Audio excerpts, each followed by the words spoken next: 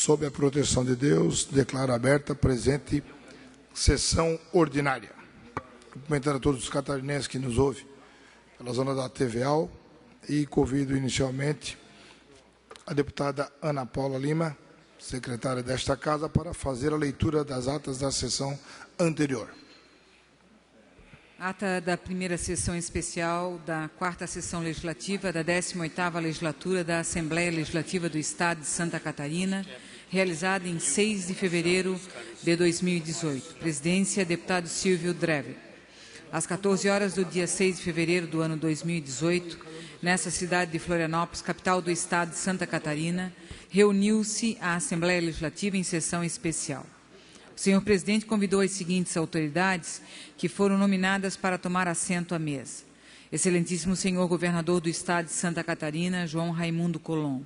Excelentíssimo senhor vice-governador do Estado de Santa Catarina, Eduardo Pinho Moreira. Excelentíssimo senhor procurador-geral de Justiça do Ministério Público de Santa Catarina em exercício, doutor Fábio de Souza Trajano. Excelentíssimo senhor presidente do Tribunal de Justiça do Estado de Santa Catarina, Rodrigo Colasso. Excelentíssimo senhor primeiro vice-presidente da Assembleia Legislativa do Estado de Santa Catarina, deputado Aldo Schneider. Excelentíssimo senhor segundo vice-presidente da Assembleia Legislativa do Estado de Santa Catarina, deputado Mário Marcondes. Excelentíssimo senhor primeiro secretário da Assembleia Legislativa do Estado de Santa Catarina, deputado Kennedy Nunes. Excelentíssima senhora segunda secretária da Assembleia Legislativa do Estado de Santa Catarina, deputada Adice Heidescheid. Excelentíssima senhora terceira secretária da Assembleia Legislativa do Estado de Santa Catarina, deputada Ana Paula Lima. Excelentíssimo senhor quarto secretário da Assembleia Legislativa do Estado de Santa Catarina, deputado Maurício Skudlak. O senhor presidente fez o registro das demais autoridades presentes e nos termos do artigo 46 da Constituição do Estado de Santa Catarina e do artigo 3º do Regimento Interno desta Casa, declarou solenemente abertos os trabalhos legislativos referente à quarta sessão legislativa da 18ª legislatura. Ato contínuo, o senhor presidente concedeu a palavra ao excelentíssimo senhor governador do Estado para apresentar a mensagem anual prevista no inciso 10 do artigo 71 da Constituição do Estado de Santa Catarina. Instalada a quarta sessão legislativa da 18ª legislatura, o senhor presidente agradeceu a presença das autoridades com assento à mesa e de todos que honraram com seu comparecimento e convocou outra sessão especial para hoje, às 15h27. Para constar, eu, terceira secretária, fiz e mandei digitar a presente ata. Ata da segunda sessão especial da quarta sessão legislativa da 18ª legislatura da Assembleia Legislativa do Estado de Santa Catarina, realizada em 6 de fevereiro do ano 2018. Presidência, deputados Silvio Drevick e Aldo Schneider. Às 15h27 do dia 6 de fevereiro do ano 2018, nessa cidade de Florianópolis, capital do Estado de Santa Catarina, reuniu-se a Assembleia Legislativa em sessão especial para renúncia e posse no cargo de presidente deste poder. Aberta a sessão, o senhor presidente convidou os senhores deputados para tomarem seus assentos. Em momento seguinte, convidou o primeiro vice-presidente, senhor Aldo Schneider, para conduzir os trabalhos, possibilitando assim a apresentação de sua carta-renúncia. Posterior ao ato, o primeiro secretário, senhor deputado Kennedy Nunes, comunicou a vacância do cargo e imediatamente deu por empossado o senhor deputado Aldo Schneider. Ato contínuo, o presidente empossado teceu o seu pronunciamento e, finalizando, agradeceu a todos os presentes e, logo após, declarou encerrada a presente sessão, convocando outra para as 15h56, especialmente para a eleição do cargo de primeiro vice-presidente desse poder. Para constar, eu, segundo secretário, fiz e mantei digitar a presente ata. Ata da terceira sessão especial da quarta sessão legislativa da 18ª legislatura da Assembleia Legislativa do Estado de Santa Catarina, realizada em 6 de fevereiro de 2018. Presidência, deputado Alder Schneider. Secretarias, deputado Kennedy Nunes e deputado Maurício Skudlack. E as senhoras deputadas Dirce Heidenstein e deputada Ana Paula Lima. Às 15h56 do dia 6 de fevereiro do ano 2018, nesta cidade de Florianópolis, capital do estado de Santa Catarina, reuniu-se a Assembleia Legislativa em sessão especial, convocada para a eleição do primeiro vice-presidente. Havendo quórum regimental, o senhor presidente declarou aberta a sessão, convidando os senhores deputados para ocuparem os seus assentos. Na sequência, comunicou aos senhores deputados a abertura do prazo de 10 minutos, conforme estipula o regimento interno, para o registro de candidatos ao cargo de primeiro vice-presidente. Fim do prazo, foi anunciado apenas um registro para o cargo, tendo como candidato único o senhor deputado Silvio Drevik. Prosseguindo, o senhor presidente convidou o primeiro secretário, o senhor deputado Kennedy Nunes, para proceder à chamada em ordem alfabética para a votação, bem como convidou o quarto secretário, o senhor deputado Maurício Skudlack, para fazer a anotação dos votos. Finalizada a votação, o senhor presidente determinou, segundo o regimento interno, que fosse feita a leitura do boletim com o resultado da eleição. Foi declarado eleito para o cargo de primeiro vice-presidente desse poder o senhor deputado Silvio Drevik, com 38 votos sim, sendo constatada a ausência de 2 deputados. Na sequência, o primeiro vice-presidente eleito foi convidado para tomar assento à mesa. Finalizando, o senhor presidente declarou encerrada a sessão e convocou outra ordinária para o dia seguinte, às 14 horas. Para constar, eu, terceira secretária, fiz e mandei digitar a presente ata. Era isso, senhor presidente, as 3 atas que foram lidas na data de hoje. Obrigado, deputada Ana Paula. Em discussão, a ata que acaba de ser lida, como o senhor deputado queira discutir, doa por aprovada. Solicito à assessoria a distribuição do expediente da sessão desta quarta-feira.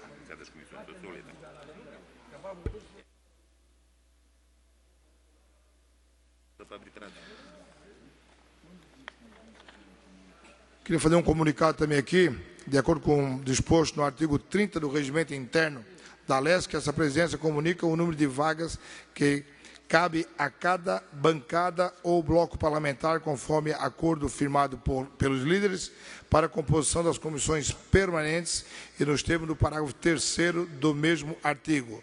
Abre o prazo de 5 sessões, para cada líder proceda a indicação dos nomes de sua representação. Comissões com 9 membros. Comissão de Constituição e Justiça, Comissão de Finanças e Tributação e Comissão de Ética e Decoro Parlamentar.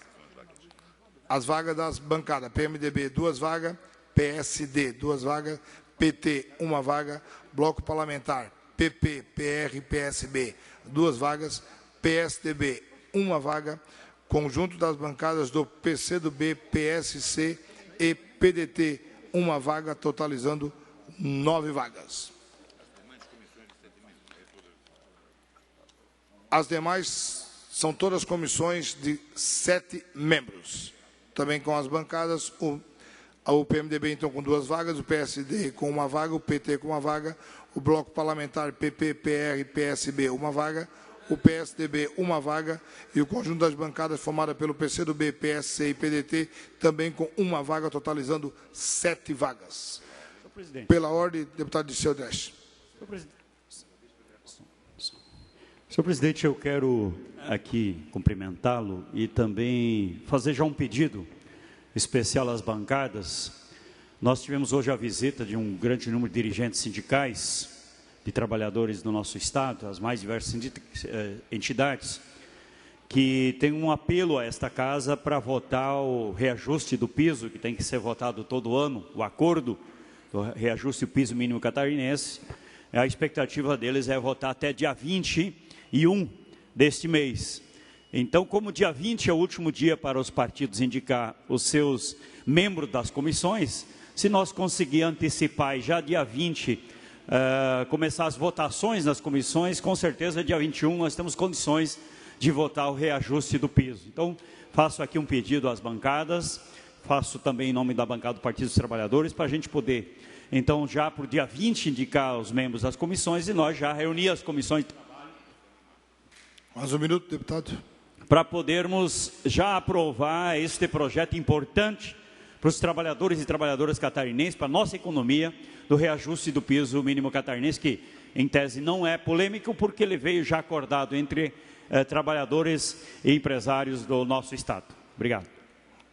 Deputado Dirceu, só para lhe comunicar que já está sendo gestionado por parte da presidência da Casa a todas as lideranças para que façam isso no menor tempo possível. Tá bom? Pela ordem, deputado Maurício Rodilhac. Obrigado, senhor presidente. Registrar a presença na casa. Ontem nós já tivemos aí vários amigos de todo o Estado para a reabertura dos trabalhos. Hoje do vereador Joel e do Henrique, lá do município de Armazém, o Joel Cardoso Moraes, que é o nosso vereador, o Emerson Moraes, vereador e presidente da Câmara, o Henrique Mendes, nosso amigo, presidente do PR no município, e o Fernando Heidmann Winning, coordenador de transporte do município de Armazém. Também tivemos a visita dos nossos colegas, amigos, vereadores do município de São Bernardino. Obrigado, senhor presidente. Era esse o registro. Obrigado, deputado Maurício. Seja todo bem-vindo a esta casa. Em breves comunicações, pela inscrição, deputado Padre Pedro Balduceira, Partido dos Trabalhadores, pelo que lhe concedo 10 minutos, deputado.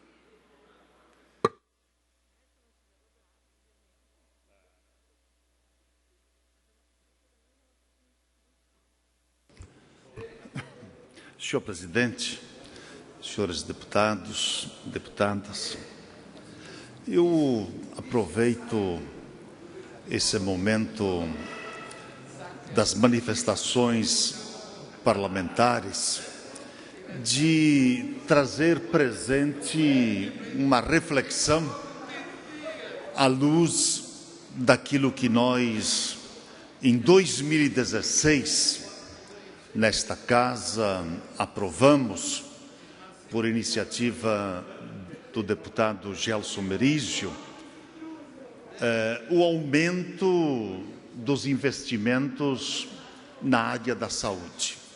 E que este Parlamento, de uma forma unânime, tem definido a aprovação da emenda à Constituição, aonde que garante, no prazo de 3 anos, a cada ano acrescendo 1%, saindo dos 12% dos investimentos da saúde para chegar em 2019 à casa dos 15%. E já no primeiro ano, 2017, o governo deixa de investir em torno de 60 milhões de reais na área da saúde. Mas não me atenho apenas a este dado. Eu gostaria de ir um pouco além da questão dos investimentos na área da saúde, tão importantes e necessários. Além disto, o governo pensa, depois de um ano de tramitação e já da aplicabilidade da norma constitucional, de entrar com uma ação direta de inconstitucionalidade, reconhecendo de que a lei maior é que prevalece. No entanto, a minha reflexão do que diz respeito às questões que envolvem a saúde, eu gostaria apenas de realçar de que este modelo de saúde, ele está falido, ele já não dá mais conta, e não é de hoje, ele vem se arrastando a cada ano que passa. É um modelo saturado, e que o grande desafio dos próximos governos que sucederem a este terão a responsabilidade, o desafio de encontrarem novas alternativas no que diz respeito à saúde. Por que eu digo isto? Porque num prazo curto de tempo, a continuar da forma como está ali, reproduzindo a doença no seio da sociedade, o orçamento do Estado de Santa Catarina, ele não terá mais o suficiente para dar conta das demandas da doença que estão presentes no nosso Estado. Eu faço esta rápida reflexão no sentido de apontar que nós temos que buscar alternativas para o enfrentamento à doença que está impregnada, alicerçada na nossa sociedade. E não há outro caminho a percorrer a não ser a saúde alternativa. E aqui eu trato, com todo o respeito a todos aqueles e aquelas que até hoje discutiram, não sou profissional da área da saúde, mas vivo com as pessoas, vivo com a sociedade, sei das suas dificuldades, e se nós não olharmos de frente para esta triste realidade, infelizmente, nós vamos continuar de uma forma ou de outra, reproduzindo a morte no seio da nossa sociedade. Para tanto, aqui aponto a necessidade urgente de se construir um novo modelo. E esse novo modelo para o enfrentamento da doença, ele deve estar fundamentado, alicerçado nas práticas alternativas e complementares.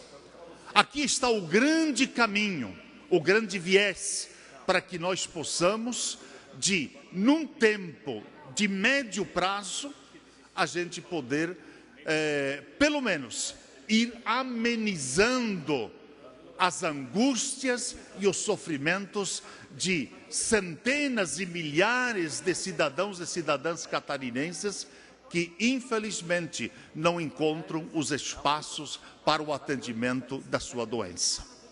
Claro que investimentos na saúde nós precisamos. É só olharmos, por exemplo, para a região do extremo oeste do estado de Santa Catarina. Quando nós tratamos aqui da questão da oncologia, já há vários anos se vem discutindo a necessidade de implementar o tratamento oncológico no extremo oeste, até mesmo para desafogar outras regiões do nosso estado, como a região de Chapecó, ou mesmo no nosso estado vizinho, o Paraná. Que muitas daquelas pessoas vão a outro estado buscar recurso para o enfrentamento às suas doenças. É preciso investimentos. Portanto, não estamos contra a ampliação desses recursos, mas além da ampliação, nós temos que olhar com um outro viés as questões que envolvem a doença no estado de Santa Catarina, sob pena de amanhã ou depois, todos os recursos do orçamento, mesmo que sejam alocados para o enfrentamento à doença, nós não teremos dinheiro suficiente para tanto. Portanto, o governo, novo governo que ali vier, terá essencialmente que se preocupar em mudar esse modelo que nós estamos vivendo na nossa sociedade. E, nesse sentido, nós temos, assim, vários avanços que a gente pode perceber diante de algumas práticas que foram adotadas, né? Como a saúde da família, os agentes, né, que atuam nos diferentes municípios. Mas é preciso que, de uma forma integrativa, a gente consiga avançar no que diz respeito à prevenção. E eu não tenho dúvida nenhuma de que uma das grandes alternativas é nós iniciarmos um processo de conscientização e de formação desde os primeiros anos escolares. É por ali que nós vamos mudando a mentalidade, vamos mudar a consciência e o trato com respeito à saúde e com respeito à vida. A organização Mundial da Saúde, ela tem feito alguns apontamentos nesse sentido e alerta profundamente da necessidade de que a gente possa avançar. Porque aonde, como o exemplo de Cuba ou em outros países desenvolvidos, quando se trata da questão da saúde alternativa ou complementar, das práticas integrativas e complementares, nós tivemos grandes avanços na diminuição da questão da doença. Então fica aqui, no início deste ano, esta minha rápida reflexão no sentido da gente pautar essa temática tão importante e necessária na nossa sociedade e nos nossos dias atuais. Ou nós avançamos nisso, ou senão nós vamos continuar a reproduzir a doença e a morte no seio de nossa sociedade. Obrigado, senhor presidente. Obrigado, deputado Padre Pedro Balduceira. Seguindo ainda em breves comunicações, com a palavra o deputado Dirceu Dresch.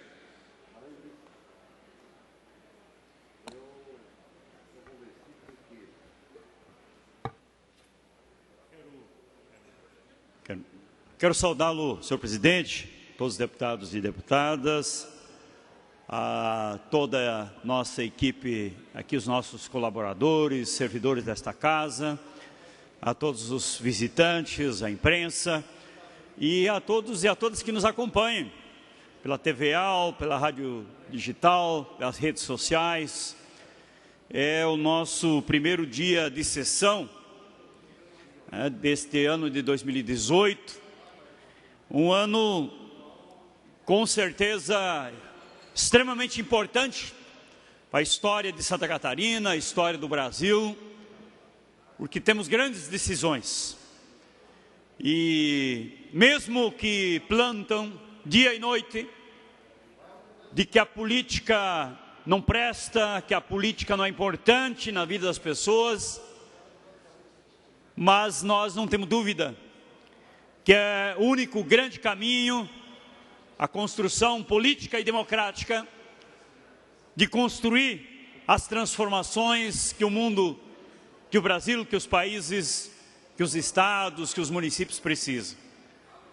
Através da política, da representação, da eleição democrática, que infelizmente ainda no Brasil nós não temos uma eleição democrática de fato, porque infelizmente o poder econômico é cada vez mais forte na intervenção e na direção antidemocrática da política, mas a população brasileira pode sim construir os seus caminhos, as suas decisões e melhorar a representatividade política de fato da sociedade catarinense e brasileira.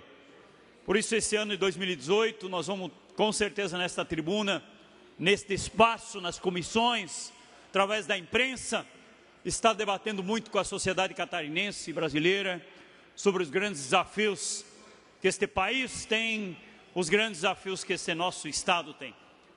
E os grandes desafios e as posições que nós estamos vendo a nível de país, e eu acompanhei os últimos dias muito, o debate sobre os grandes temas nacionais também que nós vamos trazer a esta tribuna, temas de projetos importantes que foram aprovados aqui, que foram vetados inclusive, que tratam da educação, temas que tratam da alimentação das escolas, temas que tratam de diversas políticas públicas e no Estado que nós vamos discutir também, leis, políticas e também vetos do Executivo. E nós aproveitamos este mês de janeiro, no mês de recesso, para também visitar os municípios, visitar a base, visitar as lideranças, as organizações e trazer uma pauta já para, nestes trabalho aqui no dia a dia da Assembleia, a gente debater. E sem dúvida nenhuma, uma das questões centrais que a sociedade e as organizações dos trabalhadores e trabalhadoras nos trazem é a defesa da previdência pública, é a defesa do direito das pessoas ter aposentadoria, ter previdência pública no futuro.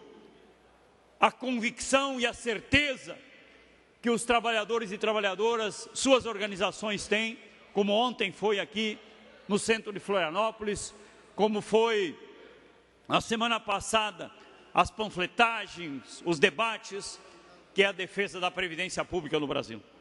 E é sempre importante dizer que nós não estamos falando de uma simples reforma, nós estamos falando da entrega da Previdência Pública desse país para o sistema financeiro nacional e internacional. É disto que nós estamos falando. E, infelizmente, muita gente, muitos trabalhadores e trabalhadoras não compreenderam ainda o que está por trás. Os grandes interesses econômicos, financeiros, do capital financista desse país e fora do país, que hoje já leva quase a metade da arrecadação que a população brasileira dos impostos, da arrecadação de impostos no nosso país. É este grupo que está por trás desta articulação que levaram este boneco chamado Temer à presidência da República para fazer o serviço sujo para o grande capital nacional e internacional. É isto que resta, é este pacote que o Temer precisa entregar para quem financiou o golpe. E os deputados catarinenses que servem a esta estratégia, que com certeza vão receber as suas regalias deste grande capital que quer assumir de fato a Previdência e deixar milhões e milhões de trabalhadores brasileiros e trabalhadoras que não têm condições de mensalmente contribuir com a Previdência, ou por falta de renda, por falta de condições, ou por desemprego, não poder contribuir para a Previdência. É isso que está em jogo, é isso que nós vamos continuar lutando. E eu quero trazer a esta tribuna também uma outra situação que eu acompanhei no dia de ontem a fala do governador Raimundo Colombo. Com muita tranquilidade dialogar aqui com o povo catarinense, povo que nos acompanha hoje. Nós temos uma parte do Estado catarinense, uma parcela da sociedade catarinense importante, que vive uma situação no Estado, que precisa ser considerada, e nós sempre falamos bem do nosso Estado. Gostamos desse Estado de Santa Catarina, é um Estado extraordinário. Agora, o que nós não podemos acompanhar e continuar aceitando uma fala de que este é o Estado de primeiro mundo, nós temos muitos problemas, principalmente problemas sociais.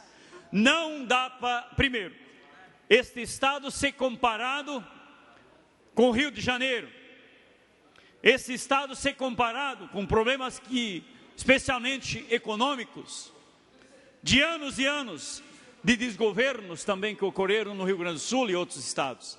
Nós temos que comparar Santa Catarina, com a condição desse nosso Estado. É isso que nós queremos discutir. E não podemos permitir, e o deputado Pedro Aldiceira falava há pouco, da situação da saúde.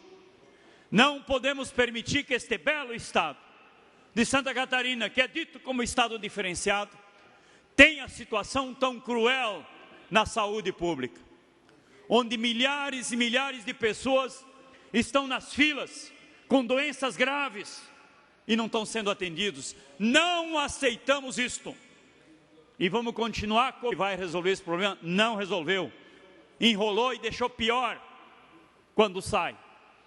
A segurança pública nos grandes centros urbanos, inclusive a nossa capital, está insuportável, deputada Luciane Carminati, o que está acontecendo nos bairros aqui da Grande Florianópolis. Jovens e mais jovens sendo mortos pela disputa de facções, construindo um Estado paralelo, onde o nosso Estado de Santa Catarina, este Estado que o governador fala, perdeu o controle. Ontem ainda tivemos na Secretaria de Segurança Pública, com um conjunto de organizações da sociedade que querem ajudar nesta discussão e trazer sugestões, inclusive, para o Executivo, mas não tem espaço de diálogo onde a sociedade participa porque o governo ou fecha os olhos, não escuta, não reconhece e quer pregar para o Estado e para o Brasil e para o mundo que esse Estado aqui não tem problemas. Então, este debate que nós queremos fazer aqui. A educação não é diferente. As situações dos nossos professores, grande parte temporários, não concursados, não com carreira, com um processo de carreira para poder se preparar e pensar em ser professor para o resto da vida. Cada ano se recontrata, isso traz uma insegurança para a nossa educação e para os nossos estudantes, para as nossas crianças em Santa Catarina. Então é este Estado que nós também queremos discutir aqui. Este Estado que precisa ser encarado. Não dá para empurrar esses problemas embaixo do tapete, porque um dia, e pode ser muito breve, já está acontecendo, esta sujeira empurrada embaixo do tapete vai vindo para a beira-mar, esta sujeira está aí na via expresso, fechando rodovia, inclusive, que é o tomar conta do sistema de insegurança, do bandidismo, dos problemas sociais que vão aparecendo cada vez mais. Então é isto que eu... Mais um minuto, deputado. É isso que ocorreu em outros estados. Não se encarou os grandes gargalos e os grandes problemas.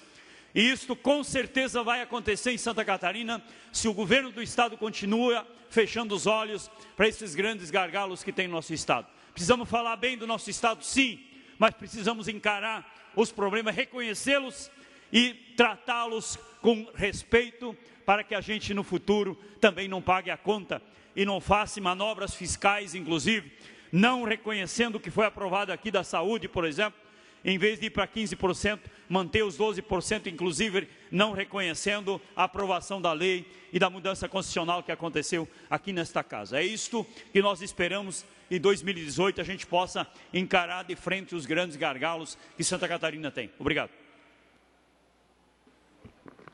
Inscrito para falar o deputado Fernando Coruja. Na ausência do lagiano, convido o estino César Valduga.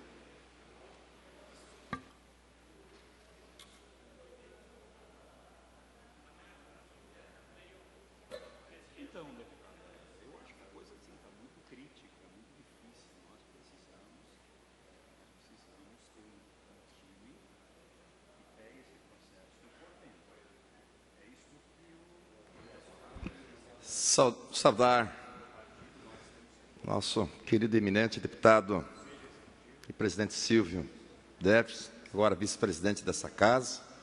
Saudar senhores deputados, senhora deputada, saudar também aos servidores dessa casa, em especial a população catarinense que nos acompanha via TVAL e também rádio digital.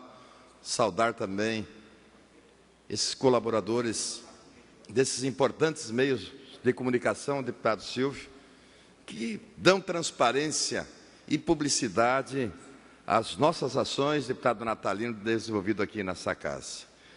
Mas venho também, novamente, senhor presidente, tratar de um tema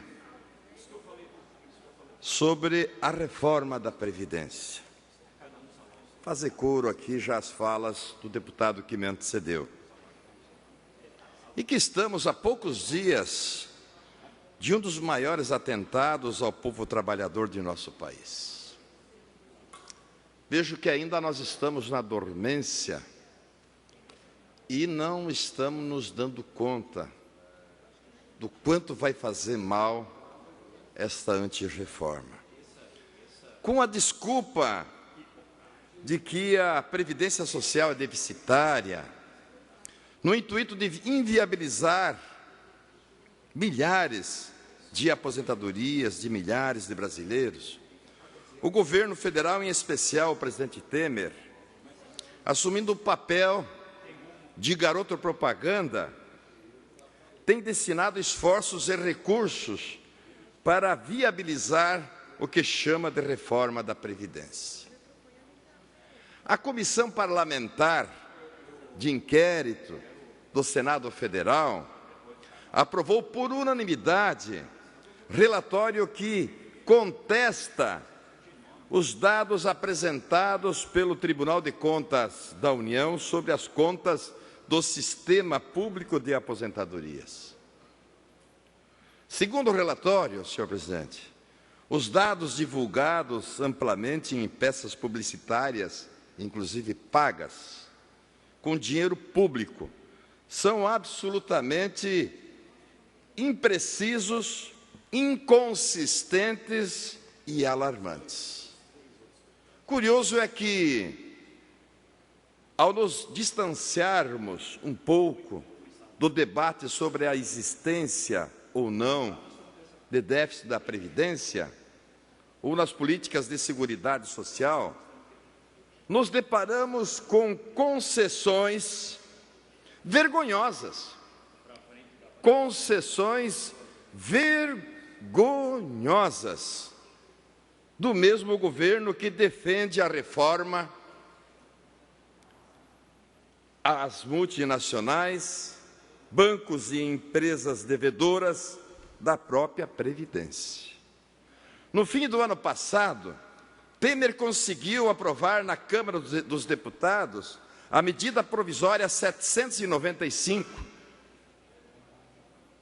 a chamada MP da Shell, que estabelece a redução de tributos a petrolífera estrangeiras até 2040, abrindo mão de arrecadar no período quase R$1 trilhão, ou seja, cerca de 50 bilhões de reais por ano.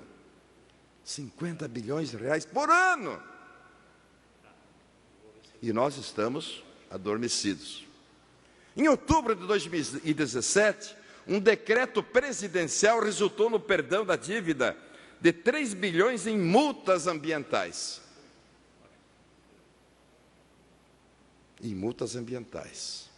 Em junho de 2017, o Conselho Administrativo de Recursos Fiscais aprovou o perdão da dívida de 338 bilhões do Banco Santander, um banco estrangeiro, referentes a imposto de renda e de contribuição social sobre o lucro líquido. A propósito, o lucro do Santander só em 2017 no Brasil foi de 9,95 bilhões de reais. Não dá para entender, tia. Aliás, dá para entender sim, que é o toma lá da cá, o dano que você recebe, o balcão de negócios, que está se transformando Brasília. Também no ano passado, deputado Natalino, em abril, o Banco Itaú teve perdão de outros 25 bilhões de reais. E a sociedade sabe, todos sabem. A população brasileira sabe disso porque foi noticiada aos 4 cantos do nosso país, pelas redes sociais em especial.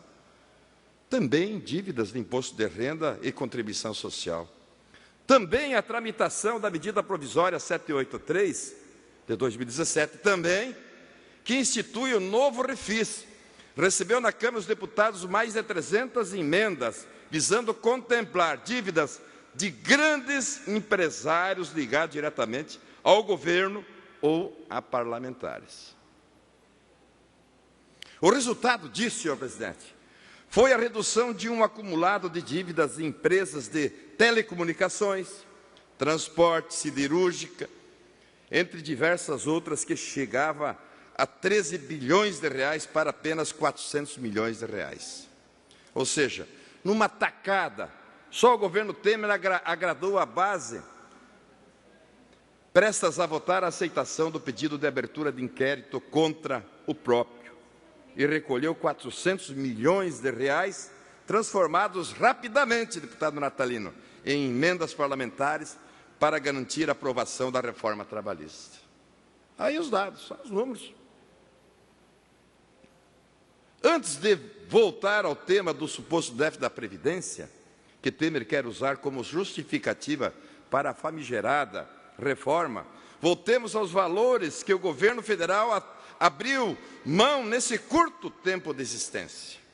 Abriu mão de 1 trilhão das petroleiras, perdoou 25 bilhões do Itaú, perdoou 12,5 bilhões de dívidas de empresas e parlamentares, outros 3 bilhões em dívidas ambientais, 338 milhões do Santander. Daí, nós vamos ficar quietos, nós vamos concordar? Nós, brasileiros, vamos concordar com esse toma lá da cá, com esse dano que você recebe? É claro que não. Daí a culpa de um trabalhador, de um agricultor, do empresário, que paga seus impostos direitinho. O refis lá para a bancada ruralista. E eu pergunto, e o nosso empresário, o trabalhador, o chão de fábrica, o nosso agricultor, que sempre falo que da forma que está sendo colocado aqui, vai se aposentar com o cabo da enxada, vai morrer com o cabo da enxada na mão e não vai se aposentar. Mas de jeito nenhum, não vai se aposentar. Vão tirar a dignidade do povo trabalhador. Vai ter que começar a recolher com um carnezinho, todo mês lá. Sabendo que na Constituição de 88 foi criado uma condição para que nós pudéssemos valorizar os nossos agricultores, diminuir o êxodo rural, que são os nossos agricultores que produzem o alimento. E é importante que os nossos agricultores tenham políticas públicas que incentivem, mas não pelo contrário, isso desestimula. Diferente de como diz Temer, como o petróleo brasileiro, o Canadá e a Noruega são exemplos de desenvolvimento com um alto nível de bem-estar social, o Estado não abriu mão de impostos de exploradoras de petróleo, mas agiu para garantir previdência pública, saúde, educação e garantir igualdade, oportunidade para a população. Não é o que a gente está vendo. O Ministério da Assistência Social não reduziu em nada os repasses. Nós aqui no Estado já estamos sofrendo com isso. Na saúde, aqui para o Estado, o governo federal está dando um grande calote. Olha a dificuldade da saúde que nós estamos vivendo no Estado de Santa Catarina, sabendo que o governo federal deve mais de 400 milhões de reais para o Estado de Santa Catarina. E tem gente morrendo nas filas dos hospitais, não consegue uma ressonância, não tem remédio. São muitas as dificuldades. Na educação, então, nem se fala, senhor presidente. Estão sucateando as nossas universidades federais, os nossos institutos federais, os nossos magníficos reitores estão pedindo socorro, porque diante da dificuldade, mais um minuto para concluir, senhor presidente. Concedido mais um minuto.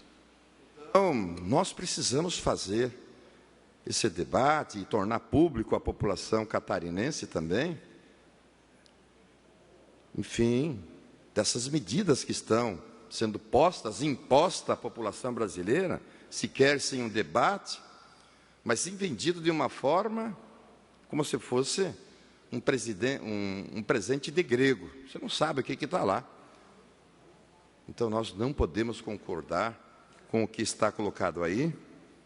Nós precisamos, sim, o povo brasileiro tem o direito de poder participar desse debate, de melhor discutir. Vamos diminuir aquelas aposentadorias bilionárias, vamos cobrar dos grandes conglomerados que mais devem para a Previdência, os banqueiros que mais devem para a Previdência, os banqueiros, os grandes conglomerados, vamos cobrar esses aí. Aqueles que têm aposentadoria de 150, de 200 mil reais, agora tirar do agricultor que ganha um salário mínimo. Não dá para concordar, senhor presidente. Obrigado. Fim das breves comunicações, adentramos ao horário dos partidos políticos. O primeiro é o PSDB. Segundo, o Partido dos Trabalhadores. Com a palavra a deputada Luciane Carminati, por até 7 minutos.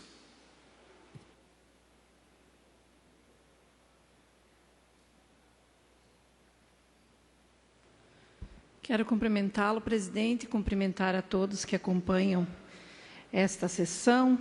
Meu primeiro pronunciamento de 2018 não poderia ser diferente, falar de algo que vai afetar frontalmente os professores de Santa Catarina e desse país, que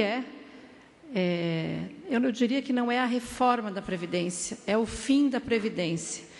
E da semana passada até essa semana eu percorri vários municípios no Oeste, trabalhando com os educadores, e o que eu mais ouvi foi a seguinte expressão: deputada, eu quero ver como é que vai ficar a educação com um professor de 65 anos de idade, se homem, ou 62 anos de idade, se mulher, trabalhando com crianças, com 40, 50 crianças, na idade dos 6, até o ensino médio, ou então na educação infantil. E aí a gente se depara com a seguinte situação: é ruim para o profissional da educação, que não vai aguentar, e é muito ruim para os alunos. A atual proposta da reforma da Previdência, ela retira uma garantia que é a garantia de segurados especiais, tanto agricultores como professores, que conquistaram na Constituição de 88 a denominação de segurados especiais, perdem essa condição. Hoje, uma professora, para se aposentar, tem que ter no mínimo 50 anos de idade e 25 anos de atividade. E um professor, 55 anos de idade e 30 anos de atividade. Pelas novas regras, segundo o relatório de maio do ano passado, que deve ser o relatório a ser apreciado em plenário na semana do dia 19, o magistério perde o direito de aposentadoria especial, ou seja, terão os professores que trabalhar 40 anos ininterruptamente para ter direito à aposentadoria. Portanto, a mulher terá que ter no mínimo 53 anos e chegará à idade mínima de 62 anos, e o homem professor 65 anos e a idade 65 anos e no mínimo 55 anos da idade mínima, tendo que chegar a 65 anos em 2038. Portanto, parte dos 50 anos agora para no mínimo 55. Precisam contribuir 40 anos integralmente. E nós queremos aqui trazer a seguinte realidade: quem conhece a educação como eu sabe que hoje um dos salários mais baixos, se comparado com as demais profissões, são justamente as remunerações dos educadores, que acabam tendo tripla jornada, 40 horas mais 20, 60 horas. E depois os professores, especialmente as mulheres, continuam em casa trabalhando. E levando também provas para corrigir, trabalhos, enfim. Essa é a realidade do professor. Uma outra situação que nos preocupa muito é que os professores enfrentam salas superlotadas. Portanto, os professores têm adoecido. Segundo dados do Atlas de Gestão de Pessoas, foi registrado em 2012 que 64 mil professores tiraram licença na ativa. Esse afastamento em São Paulo superou o total de professores em sala de aula, ou seja, mais professores com licença afastados do que dando aula. Aqui em Santa Catarina, uma pesquisa divulgada em 2015 e feita em 3 estados, Espírito Santo, Rio Grande do Sul e Santa Catarina, e também no Distrito Federal, mostra a Secretaria da Educação como órgão com maior percentual de servidores públicos afastados por doença. Se considerarmos a idade hoje para aposentadoria, essa idade que é hoje de 30 anos para o homem de profissão, para o professor, e 25 para a mulher. Em 2017, aqui em Florianópolis, a Prefeitura divulgou que 1 em cada 4 servidores da capital estavam afastados, e a maioria na área da educação. Levantamento feitos pela PUC no Paraná e pelo Conselho Nacional de Secretários de Estado da Administração entre 2011 e 2017 mostram que mais de 35% dos professores com menos de 10 anos de docência entrevistados, 10 anos de docência. O Temer quer 40 anos de docência em sala de aula. 35% dos professores hoje já estão em nível de quase exaustão, em nível de estresse. Bom, para justificar essa medida de acabar com a aposentadoria, o governo usa de propaganda mentirosa, dizendo que a Previdência está quebrada. O que está quebrando, então, essa Previdência, Temer? Deveria dizer para o povo brasileiro que uma Previdência que o governo não cobra de quem deve, então a culpa é do governo. Hoje nós temos inúmeros setores, como é o caso, por exemplo, dos banqueiros, que são isentados de não pagar a Previdência Social, a Previdência Pública. Então, eu faço esse chamado aqui em nome do Partido dos Trabalhadores. Os professores e professoras, meus colegas, jamais terão aposentadoria pública se isto for aprovado. Portanto, não tem como ficar assistindo. Os profissionais da educação, dia 19, têm que parar as suas atividades, junto com os demais trabalhadores desse país, junto com os agricultores que estão lutando, junto com os operários, junto com quem tem consciência de que acabar com a Previdência Pública significa acabar com a dignidade e cada vez mais concentrar o capital e a riqueza na mão de poucos. Se o governo está preocupado mesmo com a Previdência, pois que cobre de banqueiros, que cobre de latifundiários e que coloque na reforma da Previdência as altas aposentadorias. Com a palavra, na sequência, no horário dos partidos políticos, PCdoB por até 5 minutos.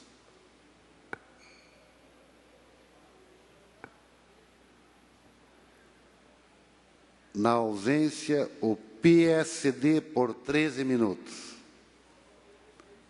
Na sequência, o bloco parlamentar. Progressistas, PL, PSB e Podemos. Com a palavra, o deputado Maurício Codilac por até 13 minutos.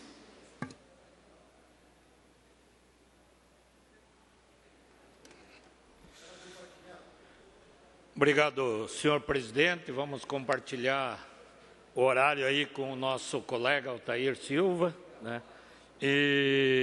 Mas não poderíamos, nesse retorno ao trabalho, deixarmos assim, sem usar a tribuna dessa casa. Até porque muitos assuntos importantes estão em debate e é importante a participação, a manifestação da nossa casa.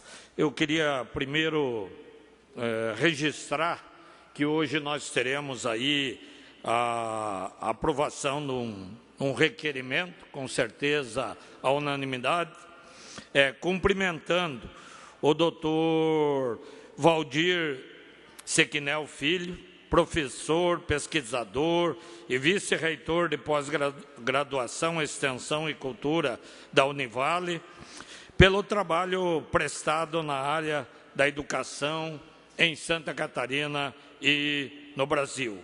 O doutor Valdir Sequinel Filho tem se destacado, um estudioso, um motivo de orgulho para nós catarinenses. Ontem foi homenageado na Câmara de Vereadores de Balneário Camboriú pelo vereador e também professor Walter Baldi.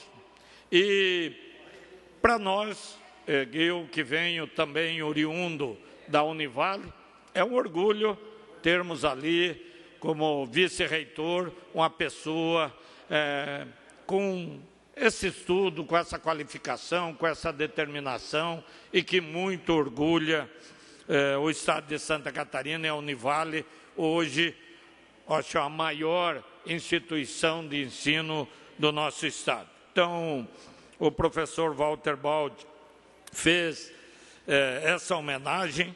Nós fizemos questão, até a pedido dele, fazer uma homenagem também aqui na Assembleia Legislativa e esperamos, com a aprovação desse requerimento, que na próxima semana possamos aqui receber o professor Valdir Sequinel Filho, o professor Walter Baldi, que hoje está até em procedimento hospitalar, mas que todos possam estar aqui, junto com o vereador também, Pedro Francês, de Balneário Camboriú, e reforçando aquela homenagem prestada na Câmara de Vereadores de Balneário Camboriú. Então, muito importante esse reconhecimento, porque temos, sim, que valorizar as pessoas que dedicam a sua vida em prol de causas do nosso Estado e, especialmente, da educação. Eu vi aqui manifestação do deputado Dirceu Dresch a respeito do nosso Estado e concordo em grande parte, quase totalmente, com o posicionamento do deputado. Nós vivemos no discurso um Estado perfeito e, na verdade, na realidade, o que o cidadão catarinense vê não é bem isso. O governo faz referências a Santa Catarina alcançar o melhor PIB, a ser o primeiro na produção de suínos, de frangos, enfim, tudo que esse Estado tem alcançado, mas tem alcançado pela sua gente, pelo agricultor, pelo trabalhador, pelo seu servidor público. Infelizmente, o governo tem falhado, porque Santa Catarina alcança o maior PIB do Brasil, mesmo tendo uma infraestrutura precária, onde seria a responsabilidade do governo atuar. É só vermos a 470 entre Itajaí, Navegantes, Blumenau e Rio do Sul. É um caos essa rodovia, é um caos. E ainda assim, Santa Catarina é o melhor PIB. Se você pegar a rodovia 282 no oeste catarinense, de Chapecó a São Miguel do Oeste, depois ou a 58 para o Rio Grande do Sul, ou a BR-163 de São Miguel do Oeste a Dionísio Cerqueira, é o maior caos que se pode imaginar para o transporte. Uma rodovia abandonada, sem condições. Tive, nesse período de recesso, em todo o Estado, a situação da SC 161, que liga o Estado do Paraná ao município de Palma-Sola, Campoerê, e ali você vem por Anchieta, o Saltinho. As rodovias estão em precárias condições. Então, o governo está fazendo propaganda do que a população, do que o empresário, do que o trabalhador faz. Mas o governo do Estado não tem feito a sua parte.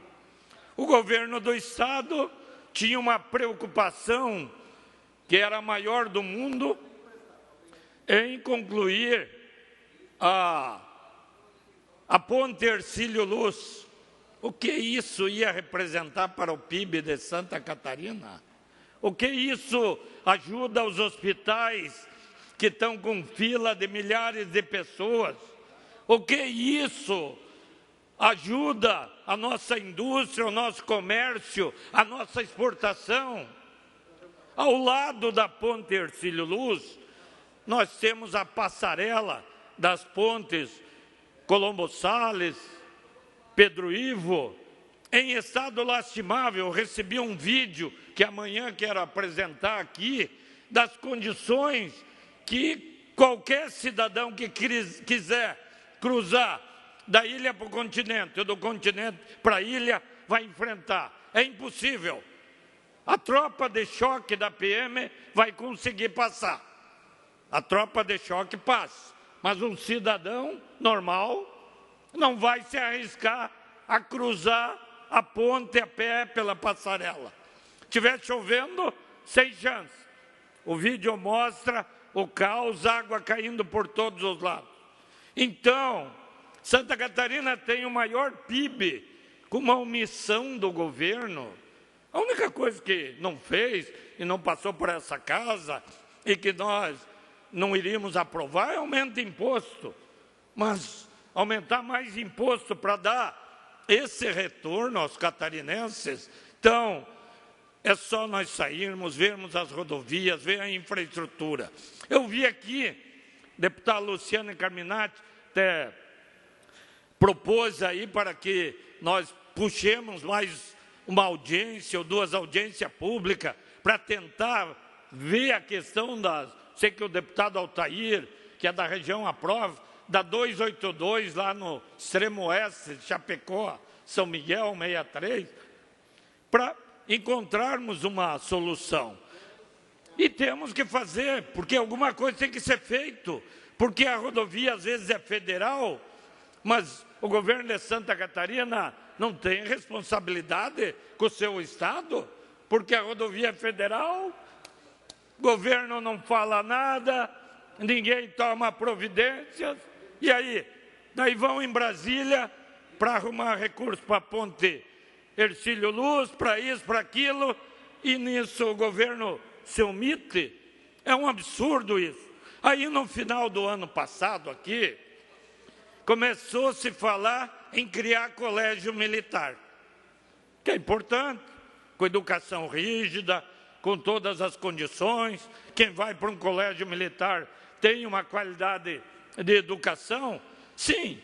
E os milhões de estudantes catarinenses que estão nas escolas públicas, ou nós vamos cuidar de meia dúzia de filho de militar, de autoridade, num colégio militar, e o estudo da população de Santa Catarina, do nosso jovem filho do agricultor, do trabalhador, vai estudar numa escola, e aí a escola militar para alguns selecionados, escolhidos para ter esse direito. Sou contra. Porque vamos criar em Lages, vamos criar em Blumenau, para 100 alunos. Quantos milhões de alunos tem em Santa Catarina? O governo não tem que se preocupar com 100 alunos, não tem que se preocupar com um aluno que é filho desse ou daquele. O governo tem que se preocupar com todos os catarinenses que precisam de educação, que estão estudando em escola que está caindo o teto e que está uma vergonha. Então, infelizmente, lamentável. Usei muito tempo, não sei se o deputado Altair queria... Ainda tem pouco, mas tem 2 minutos, 3 minutos para o amigo. Então, nós vamos ter que debater esse assunto, sim. Temos que ter um governo para todos os catarinenses, não para detalhes e para privilegiados. Quero saudar todos os ouvintes da Rádio AL, assim como os telespectadores da TV Assembleia Legislativa, saudar todos os deputados, senhoras deputadas aqui presentes, e dizer que esse ano se inicia e o tema pautado no Congresso Nacional é a reforma da Previdência. Nós entendemos que a reforma da Previdência é necessária, sim, mas antes da reforma da Previdência, nós precisamos fazer a reforma dos privilégios. O Estado brasileiro, como já falei anteriormente, é um Estado babá, onde nós temos muitas estruturas que custam de forma elevada para o cidadão brasileiro, cidadão catarinense, a todos nós que contribuímos com os nossos impostos. E essa reforma da Previdência não pode ser aquela em que só tira o direito de quem trabalha e produz. Tem que ser de toda a sociedade brasileira, especialmente da área pública, onde estão os maiores privilégios. Setores privilegiados que trabalham cada vez mais buscando privilegiado, as súperas aposentadorias, as aposentadorias precoces. Essa sim é a verdadeira reforma que nós precisamos fazer dos privilégios. E não fazer uma reforma tipo daqui para frente. Nós teríamos que avaliar essa questão da Constituição, que fala em direito adquirido, cláusula pétrea, e que nada pode ser mudado. Nós temos que fazer, sim, uma reforma dos privilégios, onde nós não tenhamos distinção entre o maior servidor do Brasil, que é o presidente da República, governadores, deputados, toda a área da estrutura pública. Nós não podemos ter aposentadoria superior ao teto do INSS, porque toda aposentadoria superior ao teto do INSS é uma usurpação ao trabalho dos brasileiros que se dedicam à agricultura, que se dedicam à indústria. E por que setores da área pública merecem tamanho privilégio? Por isso, eu defendo uma reforma ampla, mas que primeiro...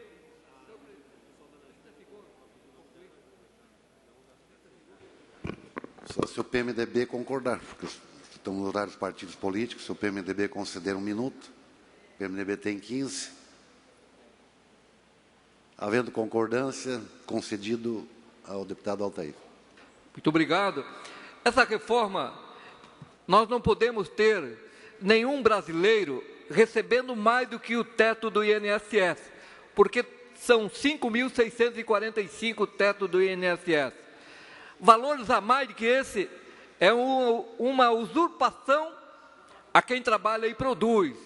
As aposentadorias precoces, essas assim prejudicam a economia. Então, fazer uma reforma da Previdência sem olhar para as superaposentadorias é a mesma coisa que fazer uma reforma da Previdência que vai achatar ainda mais quem trabalha e produz.